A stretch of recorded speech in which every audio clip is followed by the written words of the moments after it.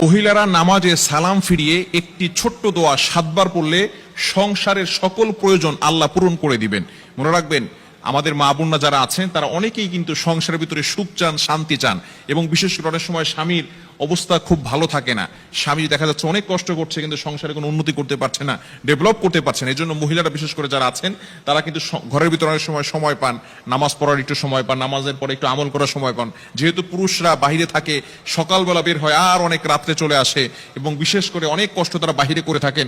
বিশেষ করে পুরুষরাও যদি পারেন এই আমলটি করবেন। 5 ওয়াক্ত নামাজ আপনাকে মাস্ট বি পড়তেই হবে।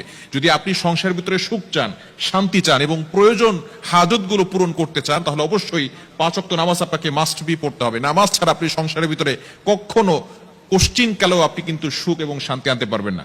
একটু বলেন তো, সুখের মালিক কে? হ্যাঁ, সুখের মালিক হচ্ছেন আল্লাহ। তো ওই আল্লাহকে আপনি অখুশি করে কখন আপনার সংসারে সুখ কখনো আপনার সংসারে সুখ আনতে পারবেন না। একমাত্র কাজ হচ্ছে নামাজ পড়া। নামাজ 5 ওয়াক্ত নামাজের পরেই এই ছোট্ট দোয়াটি পড়তে হবে। দোয়াটি হচ্ছে ইয়া কাদিয়াল হাজাত, ইয়া কাদিয়াল হাজাত। আপনি নামাজে সালাম ফিরানোর পরে 5 ওয়াক্ত নামাজ আপনাকে পড়তে হবে। নামাজের পরে সালাম ফিরানোর পরেই আপনি আল্লাহু আকবার পড়বেন একবার, আস্তাগফিরুল্লাহ 3 বার, এরপরে আপনি পড়বেন ইয়া কাদিয়াল হাজাত, ইয়া কাদিয়াল হাজাত, ইয়া কাদিয়াল হাজাত 7 বার পড়বেন।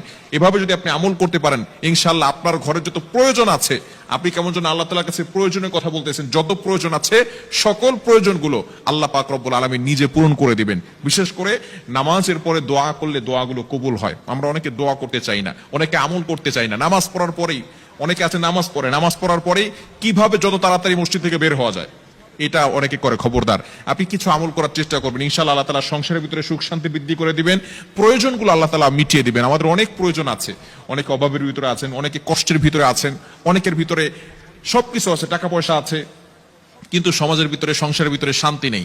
স্বামী স্ত্রীর সাথে ভালো বন্ডিং হচ্ছে না, স্বামী স্ত্রীর কথা শোনে না, স্ত্রী স্বামীর কথা শোনে না। এরকম অনেক সময় হয় কি হয় না? আপনি এই যে অভাবের ভিতরে আছেন, শান্তির অভাব, ঘরের ভিতরে শান্তি নাই, শান্তির প্রয়োজন, এই হাজতগুলোর জন্য আপনি আল্লাহর কাছে দোয়া করবেন, ইয়া কাদিয়াল হাজাত, ইয়া কাদিয়াল হাজাত। এখন যদি আপনি নামাজ না পড়ে যদি আমল করেন, তাহলে কিন্তু কাজ হবে না। অবশ্যই আপনি কোরআন দিয়ে আমল করবেন, নবীজি সাল্লাল্লাহু আলাইহি ওয়াসাল্লামের হাদিস অনুযায়ী আমল করবেন। অবশ্যই আপনাকে নামাজ পড়তে হবে।